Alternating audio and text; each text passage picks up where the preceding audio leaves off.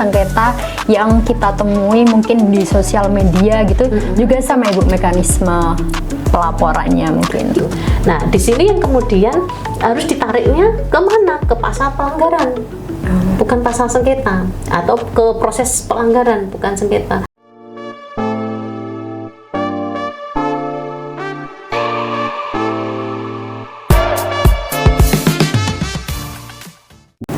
Halo sahabat Bawaslu Daerah Istimewa Yogyakarta, kembali lagi dalam podcast Suara Demokrasi, Jaga Suara Wujudkan Demokrasi.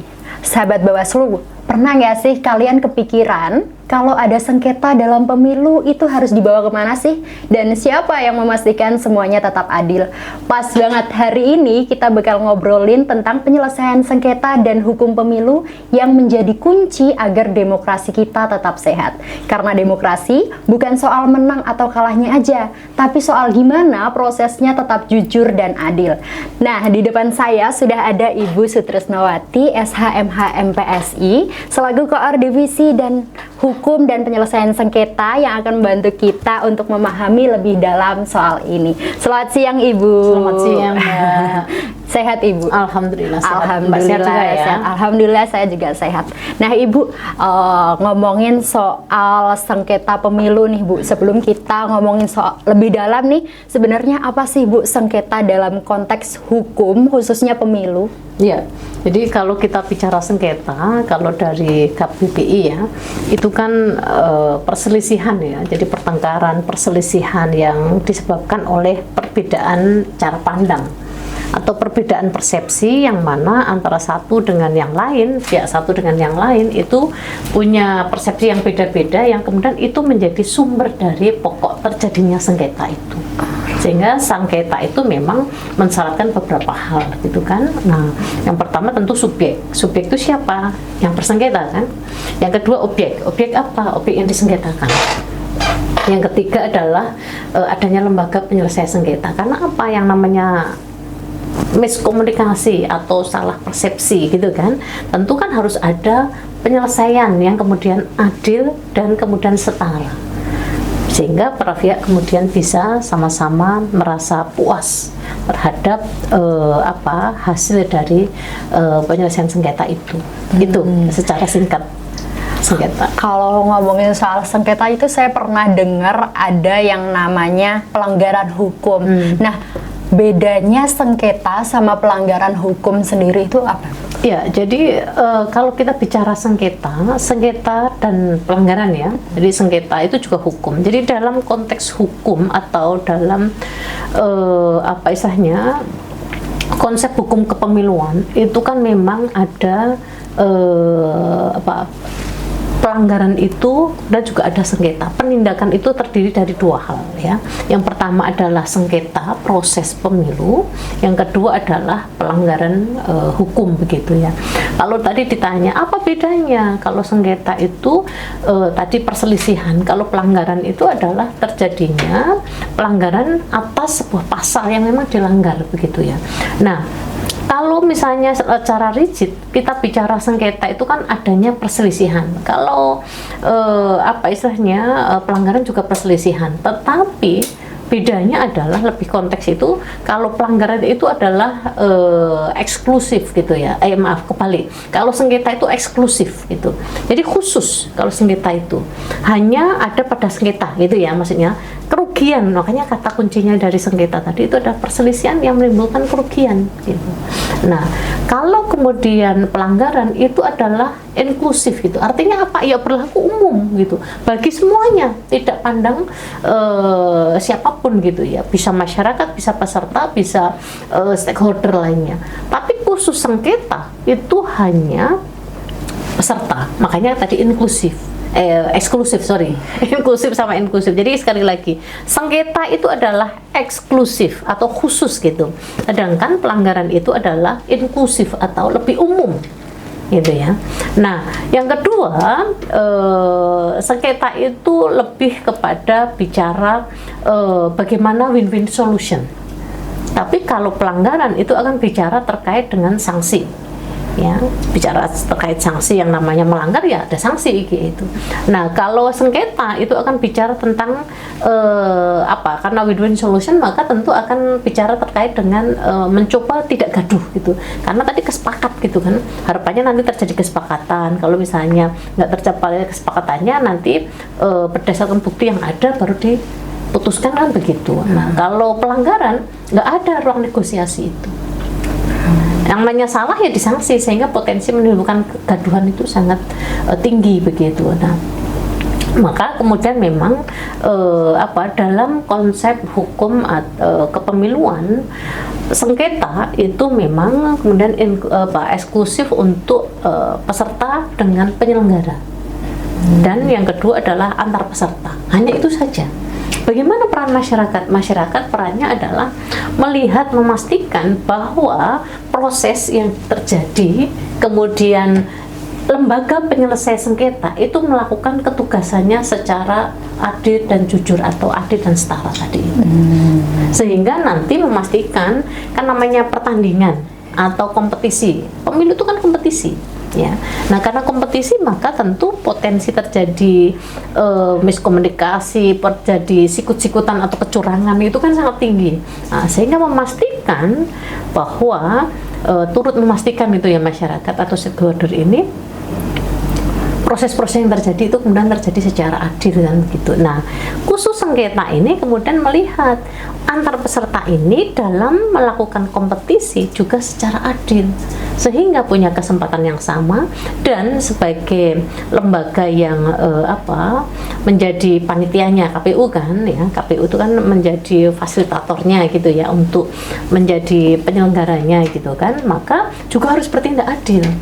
Siapa yang memastikan bahwa antar para pihak KPU dengan peserta itu harus adil, kemudian peserta dengan peserta itu harus adil? Siapa? Ya wasitnya siapa? Bawaslu. Oke. Itu. Tapi ya Ibu, ngomongin soal sengketa ini kan masyarakat mungkin udah tahu bahwa setiap pemilu itu pasti terjadi sengketa, wajar ada sengketa gitu. Nah, kenapa hal itu terjadi Bu? Kenapa sengketa itu wajar dalam demokrasi? Jadi kalau kita bicara tadi loh ya, yang saya sampaikan, yang namanya kompetisi itu kan potensi terjadinya miskomunikasi kan sangat tinggi. Misalnya dia sudah ada jadwal yang dibangun masing-masing, tapi kan kemudian punya pasukan di bawah atau punya pendukung lah gitu ya di bawah, yang kemudian belum tentu tegak lurus ke atas. Nah, yang ini yang kemudian menimbulkan persepsi di lapangan dalam pelaksanaan hak-hak dia sebagai peserta kan. Nah, ini yang kemudian harus dikelola secara baik, yang potensinya menimbulkan konflik. Nah, konflik ini kemudian tadi harus dikelola dengan baik dan bijaksana, sehingga ketika terjadi konflik dalam penyelenggaraan pemilu itu ya biasa. Nah, sekarang sederhana saja kan, sekarang ini kan yang lagi hit itu kan barusan gitu kan, Proliga gitu ya, yang voli gitu kan. Potensi nggak terjadi kecurangan, potensi yang namanya kompetisi itu potensi terjadi kecurangan, baik peserta dengan penyelenggara maupun antar peserta. Nah, ini yang kemudian harus diwadahi, dikelola dengan baik. Makanya kemudian Bawaslu mempunyai kewenangan besar mutlak untuk menyelesaikan terjadinya miskomunikasi, perbedaan persepsi dalam konteks sengketa yang diwadahi melalui mekanisme formal. Ingat, mekanismenya formal loh ya. Yang artinya ketika kemudian mekanismenya formal, maka cara-caranya penyelesaiannya itu juga dilindungi oleh hukum, ada mekanismenya. Yang kedua, para pengakses keadilan, pemohon ini gitu ya, yang merasa dirugikan baik oleh penyelenggara KPU dalam artian ataupun oleh peserta, antar peserta gitu ya, peserta yang lain, maka dia juga bisa mencari keadilan atas hak yang dirugikan tadi itu. Nah, sehingga kemudian pintu keadilan itu dibuka ruangnya, hukum gitu ya, diwadahi oleh proses-proses hukum yang kemudian itu bisa ditempuh secara legal formal. Yang akhirnya ketika terjadi putusan terhadap kerugian tadi, maka itu juga putusan yang kemudian menimbulkan kepastian hukum, kemanfaatan hukum dan keadilan hukum. Nah, itu. Jadi sengketa ini kalau untuk pemilu itu memang wajar, tapi bukan masalah sengketanya, tapi gimana masyarakat itu menyelesaikannya. Para kandidat tadi menyelesaikannya, gitu betul, ya Ibu. Iya, betul. Makanya kemudian kalau kita bicara sengketa, sekali lagi sengketa itu wajar gitu ya. Di dalam proses kompetisi itu sangat wajar. Hanya bagaimana kemudian harus dikelola satu, mitigasi konflik ini gitu ya, atau potensi sengketa ini. Yang kedua adalah nanti penanganannya ketika terjadi sengketa itu bagaimana, yang kemudian kata-kata adil dan setara itu kemudian bisa diwujudkan, atau kalau nggak dari tujuan hukum lah, kemanfaatan hukum, kemudian kepastian hukum, dan kemudian keadilan hukum itu kemudian bisa tercapai secara adil dan setara bagi semua, baik kandidat, baik penyelenggara KPU, baik kandidat yang lain ataupun stakeholder. Stakeholder maksudnya apa?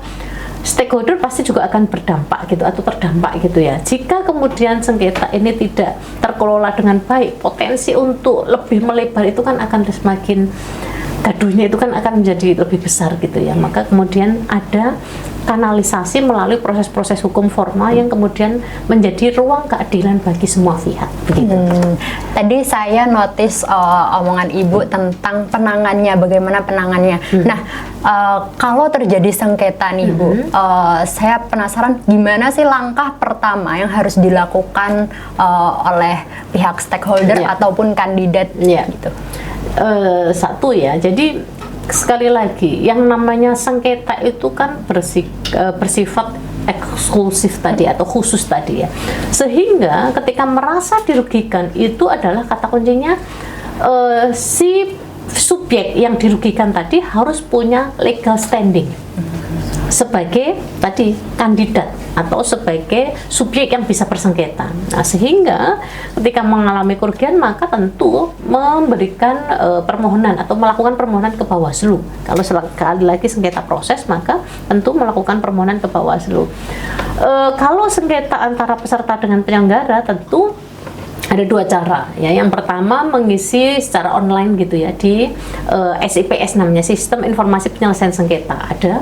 Jadi nanti mengisi di situ, ikuti saja petunjuknya, sederhana. Dengan sudah mengisi itu nanti akan ada tanda bukti sehingga di situ sudah ada hak hukum untuk berproses memperjuangkan haknya tadi itu. Yang kedua itu adalah melakukan permohonan secara langsung gitu ya ke Bawaslu dengan mengisi beberapa formulir yang kemudian ada syarat-syaratnya, pastikan ada syarat-syaratnya ya, syarat dan ketentuannya ada, misalnya termasuk membawa objek dari sengketa itu. Apa objek dari sengketa? Adalah keputusan dari KPU ya, berita acara atau keputusan dari KPU yang bersifat final dan mengikat tertentu gitu. Nah, ini yang kemudian menjadi sumber sengketa yang mana kemudian karena dia merasa dirugikan berhak untuk mencari keadilan hukum ya kan, ke mana? Ke Bawaslu. Nah, kalau itu sengketa antara peserta dengan penyelenggara. Kalau antar peserta bagaimana gitu ya, apakah masyarakat juga bisa berpartisipasi gitu kan? Oh, bisa memberitahu kepada, jadi kalau sengketa antar peserta itu kan sengketa yang terjadi antara peserta dengan peserta yang lain. Contoh misalnya ini adalah, jadi kalau sengketa antar peserta itu spesialisasinya pada masa kampanye. Biasa terjadi pada masa kampanye. Contoh misalnya pemasangan spanduk gitu kan, spanduk atau baliho ya, saling nindihi atau saling nutupi. Nah, itu tentu kan masing-masing kandidat kan jangan sama-sama kampanye loh kita ini gitu kan. Nah, tapi kemudian merasa dirugikan sehingga ketika ditutupi tadi merasa untuk apa? Dirugikan haknya. Terus bagaimana? Kalau kita sebagai masyarakat tahu, maka kita bisa memberitahu pengawas, Mbak, Mas, itu ada baliho dari paslon gitu, ataupun dari misalnya presiden, wakil presiden ya, atau dari kandidat caleg gitu kan, yang saling nutupi gitu. Itu kan menimbulkan masalah itu gitu kan. Terus bagaimana? Oh ya udah, nanti pengawas itu kemudian bisa kemudian memitigasinya untuk potensi sengketa, melakukan komunikasi dengan kandidat tadi yang ada baliho-balihonya itu, agar kemudian ayo sama-sama budaya hukum, tertib dan patuh dalam memasang baliho begitu. Atau yang lain misalnya yang tahu adalah si kandidat itu. Bagaimana? Aku merasa dirugikan. Ada juga bilang begitu. Kemudian kemana? Ke Panwascam biasanya paling dekat gitu ya, atau ke Panwasdes gitu kan. Untuk apa? Untuk lapor bahwa saya balionya ditutupi atau ditali sama yang lain. Saya nggak terima. Nah, tentu ini harus dikelola, iya kan? Karena ini terjadi di lapangan, maka harus diselesaikan secara cepat, tepat, dan kemudian saat itu juga tanpa biaya. Nah, ini yang kemudian dalam waktu, kalau bisa hari itu juga kita harus selesaikan, sehingga nanti masalah yang sebetulnya hanya 2 kandidat ini atau dari 2 partai itu pun belum tentu 2 partai gitu ya.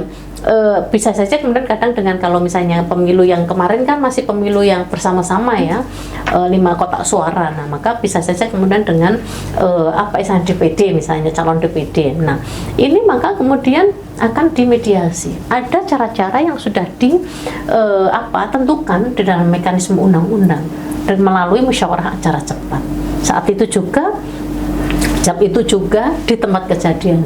Bukan berarti kemudian karena di tengah jalan enggak, tapi kan harus dibawa ke tempat yang netral. Tapi kata kuncinya adalah pengelolaan konflik ya, atau pengelolaan potensi konflik agar tidak menimbulkan masalah atau potensi melebar kemana-mana. Nah, itu yang menjadi kata kunci, dan pintu keadilan itu dilindungi oleh undang-undang. Berarti aduan itu bukan hanya diajukan oleh peserta saja, ternyata masyarakat juga bisa memberikan aduan itu ke Bawaslu sendiri gitu ya, Ibu? Iya. Jadi kalau kan tadi saya bilang konteks sengketa itu kan ada 2. Satu, konteks mitigasi atau pencegahan sengketa. Yang kedua adalah konteks penanganan sengketa.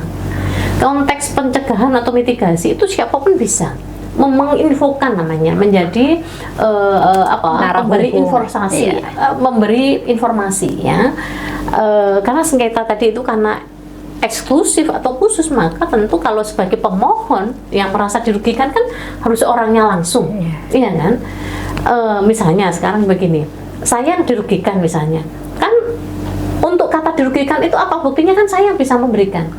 Mbak kan bisa nggak kalau misalnya, iya kan hanya mewakili, itu namanya pengacara kan, atau yang mewakili. Nah, ini nggak bisa. Ini adalah pihak yang merasa dirugikan itu. Nah, sehingga masyarakat itu adalah pemberi informasi awal, atau dalam konteks ini adalah untuk memitigasi terjadinya sengketa. Nah, kalau yang dirugikan langsung itu tadi, maka nanti yang akan menjadi pemohon dari penyelesaian sengketa. Ngomongin soal masalah sengketa itu tadi, Bu. Nah, gimana kan kalau tadi itu langkah awalnya harus mengisi form, lalu ini tadi. Nah, gimana mekanisme setelahnya untuk penyelesaian sengketa sendiri supaya bisa lepas masalahnya gitu, sudah selesai. Berarti cara penyelesaian sengketa kalau sudah lapor tadi ya, bahasanya lapor, orang masyarakat itu kan seringnya lapor, tapi sebetulnya adalah melakukan permohonan begitu ya. Basisnya adalah permohonan. Kalau misalnya lapor itu ada pada konteks pelanggaran, itu lapor, makanya kemudian sanksi tadi pendekatannya. Tapi kalau sengketa permohonan untuk apa? Diselesaikan gitu ya, diselesaikan untuk tadi itu ada mekanismenya adalah yang pertama tentu musyawarah untuk mufakat gitu ya. Apa? Mediasi. Ya. Kemudian di dalam mediasi itu yang berlaku adalah kesepakatan para pihak. Ketika para pihak ini bersepakat antara tentu pemohonnya itu adalah kandidat gitu ya, atau peserta atau calon peserta. Terus yang kedua termohonnya adalah KPU kalau peserta dengan penyelenggara. Ya, kemudian mereka mediasi. Nah, di dalam mediasi ini apakah mencapai kesepakatan? Tentu mediasi itu tidak boleh bertentangan dengan undang-undang, dan yang hadir pada mediasi itu adalah subjeknya langsung. Artinya apa? Prinsipal namanya. Nah, jadi kalau misalnya diwakili boleh enggak? Misalnya partai politik ya, diwakili oleh tapi diwakili oleh pengurus bendahara gitu, bisa nggak? Gitu, nggak bisa, harus ketua sekretaris. Kalau diwakili pengacara boleh nggak? Boleh hanya bukan diwakili tetapi hanya membersamai saja, tetapi yang bicara tetap saja harus prinsipal. Makanya mediasi itu kemudian para pihak yang merasa dirugikan tadi itu dengan yang merugikan tadi, potensi merugikan tadi itu gitu. Nah, kemudian kalau peserta dengan peserta gitu ya, atau penyelesaian sengketa antar peserta itu, maka tentu peserta satu dengan peserta yang lain yang kemudian menjadi istilahnya kandidat gitu ya, atau pendukung gitu ya, karena kalau kandidat yang presiden wakil presiden itu kan nanti pendukungnya banyak ya di bawah. Nah, nanti ada legal standing yang kemudian harus dipenuhi begitu. Nah, peserta dengan penyelenggara tadi selain mediasi kalau nggak bisa tercapai, maka melakukan, jadi dilanjut dengan adjudikasi atau sidang secara terbuka. Ya, jadi sidang secara terbuka dengan tata cara persidangan seperti biasa di pengadilan.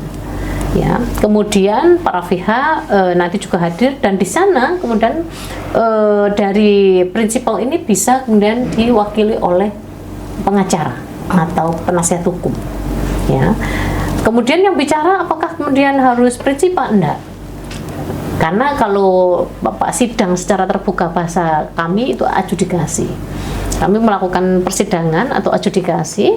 Nah, di dalam adjudikasi itu ada proses pembuktian yang dilakukan.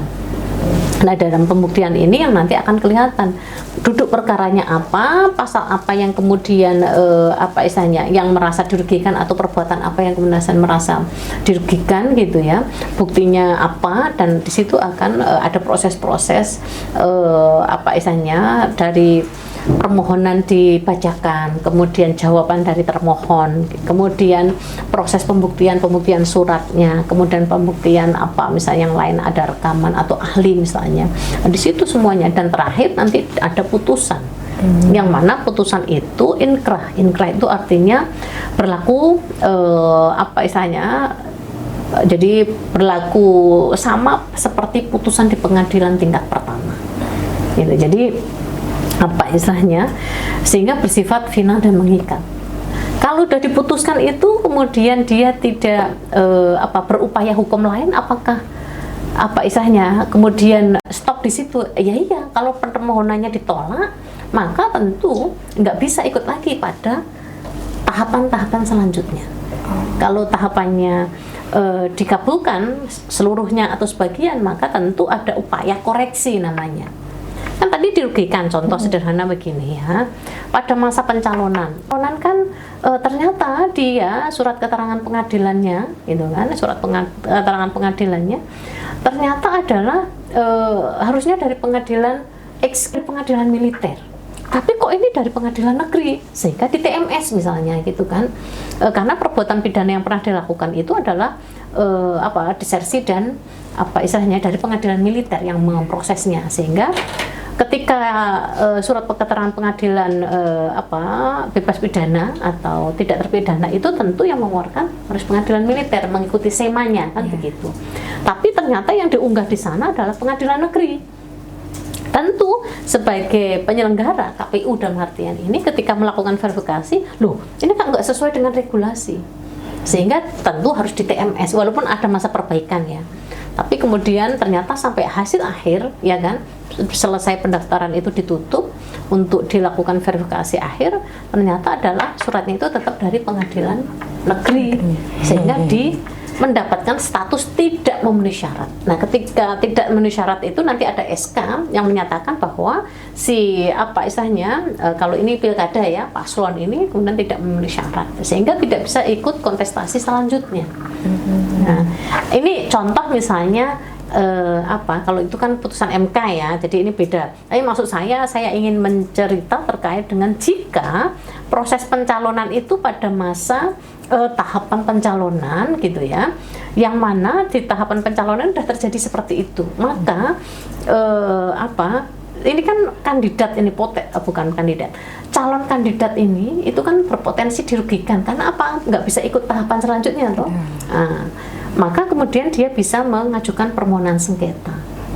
untuk kemudian apa istilahnya, jika upaya koreksi itu kemudian diajukan, kalau kemudian Bawaslu memutuskan ada upaya koreksi itu disetujui ya, melalui putusan, maka tentu ada upaya koreksi yang kemudian membatalkan SK yang sudah tidak memenuhi syarat itu dan memberikan kesempatan kepada kandidat untuk memberikan surat keterangan yang benar, dan kemudian apa istilahnya diverifikasi lagi dan diterbitkan SK baru.